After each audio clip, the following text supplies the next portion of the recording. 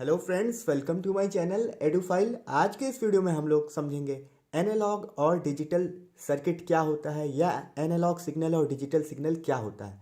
साथ ही साथ हम लोग नॉइस को भी यहाँ पे कवर करेंगे कि नॉइस क्या होता है और नॉइस का क्या इफेक्ट होता है एनालॉग पे और नॉइस का क्या इफेक्ट होता है डिजिटल पे। ये हम लोग कंपेयर करेंगे और दोनों में से ये पता करेंगे कि कौन अच्छा है। तो हम लोग जैसे बात करते हैं बीटेक की, तो बीटेक में बहुत सारे ब्रांचेस होते हैं जैसे कि सिविल, इलेक्ट्रॉनिक्स, मैकेनिकल, बहुत सारे सीएस। तो ठीक उसी तरह से इलेक्ट्रॉनिक्स की भी बहुत सारी ब्रांचेस होती हैं। तो इलेक्ट्रॉनिक्स की ब्रांचेस ही हैं आपके एनालॉग और डिजिटल। इलेक्ट्रॉनिक्स की कितनी ब्रांचेस होती हैं मैंने यहाँ पे लिख दी है सारी की सारी। तो digital electronics, analogue electronic, micro electronic, ये सब ब्रांचेस हैं इलेक्ट्रॉनिक्स की, जिसमें से हम लोग यहाँ पे डिजिटल और एनालॉग के बारे में डिस्कस करेंगे।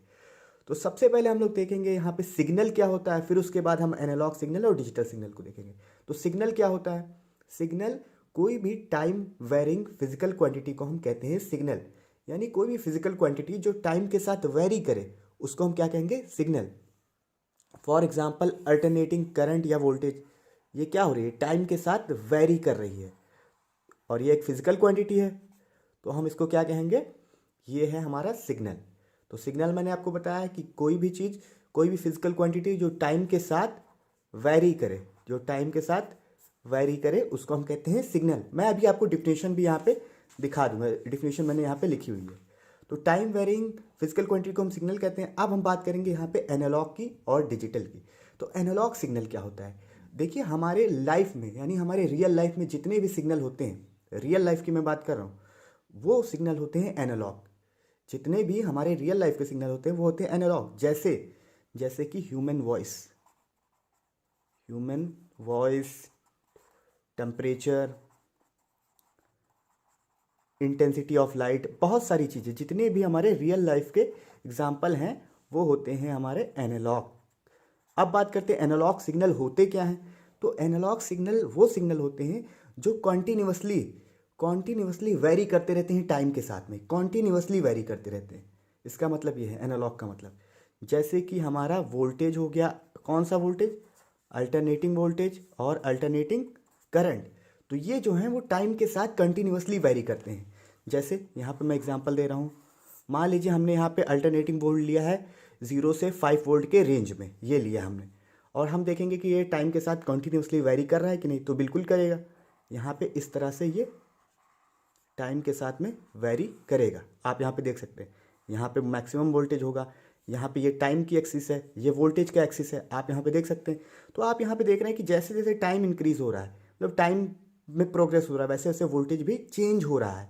मैं ये नहीं कह रहा हूँ बढ़ रहा है, कॉन्टीन्यूसली चेंज हो रहा है। यानी continuously varying quantities, continuously varying signal आप कह सकते हैं, continuously varying signal with respect to time, उसको हम कहते हैं एनालॉग सिग्नल। जैसे कि हमारा हो गया अल्टरनेटिंग वोल्टेज या अल्टरनेटिंग करंट। तो यहाँ पे देखेंगे तो यहाँ पे कुछ और है, यहाँ पे वैल्यू कुछ और है, यहाँ पे वैल्यू कुछ और है, यहाँ पे वैल्यू कुछ और, यहाँ पे कुछ और है, यहाँ पे कुछ और। यानी लगातार वैल्यूज़ इसकी चेंज हो रही है। यहाँ पे मान लेते हैं 5 है, यहाँ पे मान लेते हैं 3 है, मतलब इस तरह से वैल्यूज़ चेंज हो रही हैं। यहाँ पे निगेटिव में जा रही है वैल्यू, फिर ज़ीरो हो जा रही है, फिर पॉजिटिव। तो इस तरह से हम समझेंगे एनालॉग की। अब एनालॉग क्या क्या फ़ायदा है, क्या नुकसान है, इसको भी हम लोग यहाँ पे डिस्कस करने वाले हैं। उससे पहले हम लोग डिजिटल के बारे में थोड़ा सा जान लेते हैं, फिर इन दोनों के बीच में कंपेयर करेंगे, तब ज़्यादा जानकारी हमको मिलेगी। तो डिजिटल सिग्नल क्या होते हैं?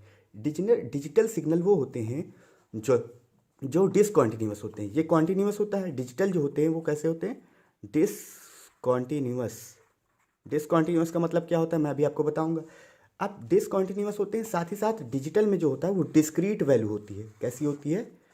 डिस्क्रीट वैल्यू या डिस्क्रीट लेवल, आप जो भी कहें। डिस्क्रीट का मतलब ये होता है कि फिक्स कर दें हम। जैसे कि यहाँ पे हमने लिया था 0 से 5 वोल्ट का रेंज, आप देख सकते हैं यहाँ पे भी मैं 0 से 5 वोल्ट का रेंज लूँगा। 0 से 5 वोल्ट का रेंज मैं यहाँ पे भी लूँगा। आपको एनालॉग समझ में आया होगा, हम डिजिटल की बात करने वाले हैं यहाँ पे। तो यहाँ पे भी हमने 0 से 5 वोल्ट का ही लिया है। यहाँ पे मान लेते हैं 5 है और यहाँ पे ये टाइम है। तो यहाँ पे डिस्क्रीट लेवल का मतलब क्या है? तभी हम इसको कहेंगे डिजिटल सिग्नल। तभी हम इसको क्या कहेंगे? Digital signal. तो डिस्क्रीट का मतलब क्या है कि या तो ये 0 रहेगा या फिर ये 5 पे जाएगा, इस तरह से। यानी it can take only 2 values, ये केवल 2 वैल्यूज़ को लेगा, या तो 0 या तो 5। फिर यहाँ पे फिर 0 हो जाएगा, फिर इस तरह से 5, फिर 0, फिर 5, इस तरह से। तो एक तरीके से आप कहेंगे कि हम लोग डिजिटल सिग्नल को रिप्रेजेंट कर सकते हैं स्क्वायर वेव से, क्योंकि भैया ये डिस्क्रीट वैल्यू लेता है, डिस्क्रीट लेवल होते हैं, यानी कि या तो 0 या तो 5, या तो 0 या तो 5 वोल्ट, इस तरह से। अब यहाँ पे क्या हो रहा है कि 0 से 5 के बीच में कुछ भी हो सकता है, 0 से 5 के बीच में कुछ भी हो सकता है। तो इसके लिए हम रिप्रेजेंटेशन यूज़ करेंगे साइन वेव। कौन सा वेव यूज़ करेंगे? Sine wave. अब आपने साइन वेव तो पढ़ा ही होगा, ये साइन वेव ही तो है, तो साइन वेव का हम यूज़ करेंगे, क्योंकि यहाँ पे लगातार वैल्यूज चेंज हो रही है। तो इसका मतलब ये है कि हमारा जो एनालॉग सिग्नल होता है वो कोई भी वैल्यूज़ को ले सकता है, यानी कोई भी वैल्यूज़ को ले सकता है। It can take any values within given range. It can take any values, कोई भी वैल्यूज़ को ये ले सकता है रेंज में, जैसे 0 से 5 के बीच में कोई भी वैल्यू, और यहाँ पे 0 से 5 के बीच में कोई वैल्यू नहीं, या तो 0 या तो 5, इस तरह से। तो ये डिफरेंस है दोनों में, एनालॉग और डिजिटल में।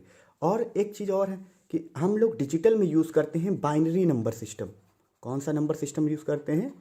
Binary number system. बाइनरी का मतलब होता है 2, यानी कि इसमें 2 डिजिट होते हैं केवल, या तो 0 या तो 1, इस तरह से। केवल इसमें 2 डिजिट होते हैं, 0 या 1।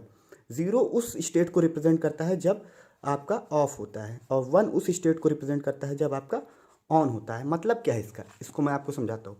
जैसे डिजिटल का मैं एक एग्जांपल देता हूँ, डिजिटल इलेक्ट्रॉनिक्स का एक एग्जांपल देता हूँ। जैसे स्विच हो गया, अब स्विच में क्या होता है, या तो ऑन होगा या तो ऑफ होगा। 2 केस बनेंगे इसमें डिजिटल में, या तो ऑन या तो ऑफ, 2 ही केस होते हैं। तो स्विच एक एग्जांपल आप समझ सकते हैं। वहाँ पे क्या होगा, अगर ऑफ है तो आप कहेंगे उसमें बाइनरी नंबर क्या होगा, 0, ऑन है तो वहाँ पे 1 होगा। इस तरह से आप कह सकते हैं कि स्विच जो है वो हमारा एग्जांपल है डिजिटल इलेक्ट्रॉनिक्स का।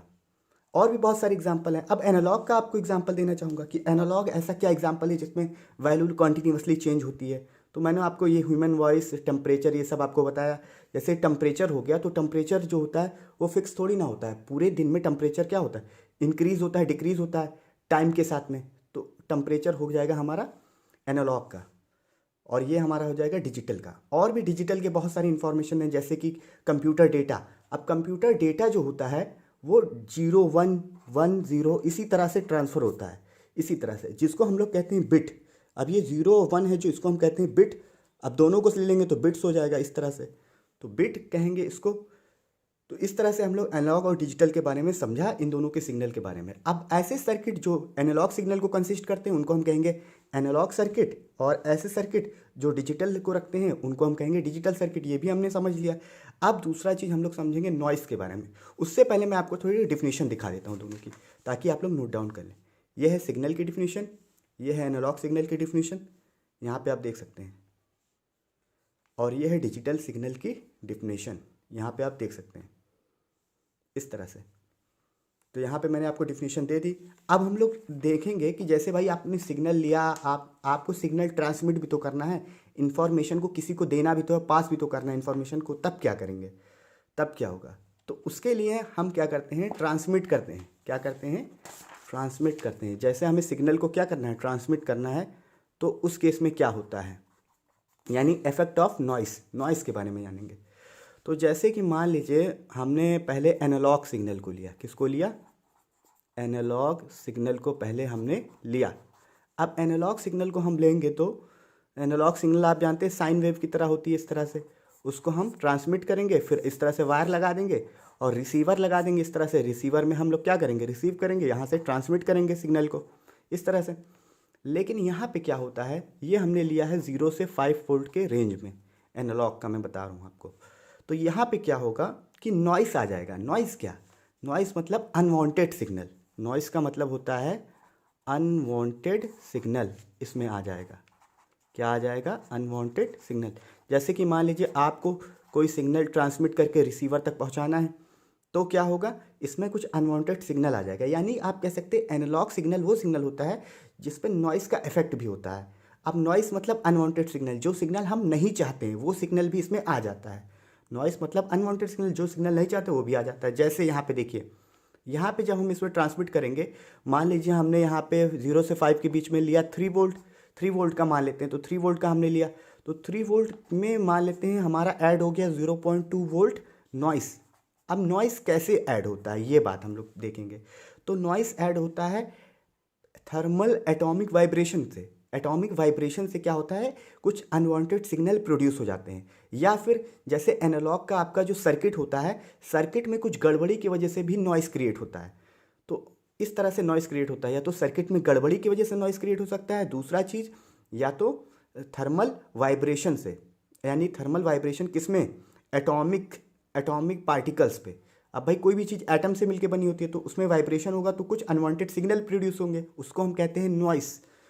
तो नॉइस का इफेक्ट कैसे होता है इस पर, मैंने आपको यहाँ पे बताया। तो 3 वोल्ट में जब 0.2 वोल्ट ऐड हो जाएगा तो आपका हो जाएगा 3 + 0.2 यानी 3.2 वोल्ट। इस तरह से आप चाहते थे कि 3 वोल्ट का सिग्नल हमें रिसीवर पे मिले, लेकिन मिल कितना रहा है, 3.2 वोल्ट। ऐसा एनालॉग में होगा, क्यों होगा, क्योंकि एनालॉग में कोई भी वैल्यू ले सकते हैं हम। एनालॉग में हम कोई भी वैल्यू ले सकते हैं, जबकि डिजिटल में हम फिक्स वैल्यू लेते हैं। तो इसीलिए एनालॉग में नॉइस का इफेक्ट ज़्यादा होता है। अब मान लीजिए 3.2, फिर आप क्या कर रहे हैं, इसको कॉपी कर रहे हैं, फिर कहीं और भेज रहे हैं, फिर कॉपी कर रहे हैं, फिर कहीं और भेज रहे हैं, तो इस तरह से नॉइस बढ़ता जाएगा। तो एनालॉग सिग्नल ऐसा सिग्नल होता है जिसमें नॉइस का इफेक्ट ज़्यादा होता है। ये आपने यहाँ पे समझा। आई होप ये आपको क्लियर होगा। अब डिजिटल की बात करते हैं। तो यहाँ पे नॉइस का इफेक्ट होता है ज़्यादा, और डिजिटल की बात करें तो हम यहाँ पे बात करने वाले हैं डिजिटल सिग्नल की। उस पर नॉइस का इफेक्ट क्या होता है। नॉइस तो आप जान ही गए, अनवांटेड सिग्नल होता है, कैसे प्रोड्यूस होता है ये भी जान गए। तो हम यहाँ पे बात करेंगे, यहाँ पे भी हम लेंगे 0 से 5 वोल्ट का रेंज लेंगे, और यहाँ पे हम 3 वोल्ट यहाँ पे ले रहे हैं। तो यहाँ पे इस केस में क्या होगा कि यहाँ पे स्क्वायर वेव इस तरह से होंगी। तो यहाँ पे क्या होता है कि ये हमारा ट्रांसमीटर हो गया और ये रिसीवर हो गया। तो इस केस में क्या होगा, जैसे मान लीजिए यहाँ पे 0.2 वोल्ट का नॉइस ऐड हो रहा है। अब यहाँ से 0.2 वोल्ट का नॉइस ऐड हो रहा है तो 3 + 0.2 वोल्ट, तो यहाँ पे भी 3.2 वोल्ट होगा। लेकिन यहाँ 3.2 वोल्ट हम नहीं लेंगे, यहाँ पे 3 वोल्ट लेंगे, क्योंकि आप जानते हैं डिजिटल सर्किट जो होता है वो एक फिक्स वैल्यू को ही एक्सेप्ट करता है। फिक्स वैल्यू को ही एक्सेप्ट करता है, या तो 0 को करेगा या तो 3 के करेगा। अगर 3 के केस में हम ले रहे हैं तो आपने यहाँ पे समझा। तो यहाँ पे नॉइस का इफेक्ट नहीं होगा। डिजिटल सर्किट में नॉइस का इफेक्ट नहीं होता है, कम होता है। होता भी है तो बहुत ज़्यादा कम होता है। लेकिन इसमें भी एक नुकसान है। क्या नुकसान है कि अगर नॉइस का लेवल बहुत बहुत ज़्यादा इंक्रीज़ कर जाए, यानी थ्रेशोल्ड वैल्यू से बहुत ज़्यादा इंक्रीज, जैसे 3 ये है और मान लेते हैं नॉइस हमारा हो गया 2, तो यहाँ पे क्या होगा, ये भी सिग्नल हमारा डिस्टर्ब हो जाएगा, फिर इसको एक्सेप्ट करना पड़ेगा। तो ये आपने समझा डिजिटल, और ये आपने समझा एनालॉग के बारे में। यहाँ पे आप लोग डेफिनेशन एक बार फिर से देख सकते हैं। आई होप ये आपको क्लियर होगा। अब हम लोग कुछ इसके डिफरेंस के बारे में जानते हैं, हमारे डेली लाइफ में क्या होता है। तो हमारे डेली लाइफ में हम लोग दोनों को यूज़ करते हैं, एनालॉग और डिजिटल में। मतलब हम लोग क्या करते हैं, सर्किट में दोनों का यूज़ करते हैं, एनालॉग और डिजिटल का। अब एनालॉग का जैसे कि कभी कभी हमें ज़रूरत होती है एनालॉग को डिजिटल में कन्वर्ट करने की, डिजिटल को एनालॉग में कन्वर्ट करने की। उस टाइम पे हम यूज़ करते हैं एनालॉग टू डिजिटल कन्वर्टर और डिजिटल टू एनालॉग कन्वर्टर। उस टाइम पे हम ये यूज़ करते हैं। अब ऐसी ज़रूरत क्यों पड़ती है, बहुत सारे केसेस होते हैं। जैसे हमारे पास पहले होती थी हमारे पास हमारे पास होती थी पहले एनालॉग वॉच। तो एनालॉग का मतलब क्या होता है, एक बार मैं फिर बताना चाहूँगा। एनालॉग का मतलब होता है एनालॉजी, यानी कि जैसे कि मान लीजिए आप 12 से 1 के बीच में जब टाइम जाता है तो आप कहते हैं 5 मिनट हुआ। जब मिनट वाली जब 12 से 1 के बीच में जाती है तो आप कहते हैं 5 मिनट हुआ। और ये क्या है, एक एनालॉजी तो है। यहाँ पे तो नहीं लिख के आ रहा है कि 5 मिनट हो गया, लिख के नहीं आ रहा है, ये केवल एक एनालॉजी है। और जबकि डिजिटल में क्या होता है, डिजिटल घड़ी में 12:05 होता है, तब आप कहते हैं 12:05 हो रहा है। और यहाँ पे क्या कहेंगे, जब एक पे चली जाएगी सुई तो आप कहेंगे 12:05 हो रहा है। तो इस तरह से हम यहाँ पे दोनों में डिफरेंस देख सकते हैं। और नॉइस का इफेक्ट किस में ज़्यादा होता है, तो एनालॉग में ज़्यादा होता है, डिजिटल में कम होता है, इसीलिए यूज़ करते हैं। और एक डिफरेंस और है, एनालॉग को डिज़ाइन करना टफ होता है, और थोड़ा सा एनालॉग को डिज़ाइन करना टफ होता है और थोड़ा सा कॉस्टली होता है, और डिजिटल को डिज़ाइन करना आसान होता है। और एक और डिफरेंस है, एनालॉग को स्टोर आप करेंगे तो ज़्यादा स्टोर नहीं कर सकते, मतलब एनालॉग में ज़्यादा इन्फॉर्मेशन आप स्टोर नहीं कर सकते, और डिजिटल में आप बहुत ज़्यादा इन्फॉर्मेशन स्टोर कर सकते हैं कम स्पेस में। मतलब छोटे से मान लीजिए चिप में, मान लीजिए आपके पास छोटा सा चिप है, तो उसमें आप कम से कम, आप जानते हैं 128 GB बहुत सारे स्टोरेज के आते हैं, तो उसमें आप इतना सारा डेटा स्टोर कर सकते हैं। और वो डेटा किस फॉर्म में होगा, 0101 यानी बाइनरी के फॉर्म में। तो डेटा स्टोर करने के लिए भी डिजिटल हमारा बेहतर है। इस वीडियो में इतना रखते हैं। आई होप ये वीडियो आपको क्लियर होगा। वीडियो देखने के लिए थैंक यू सो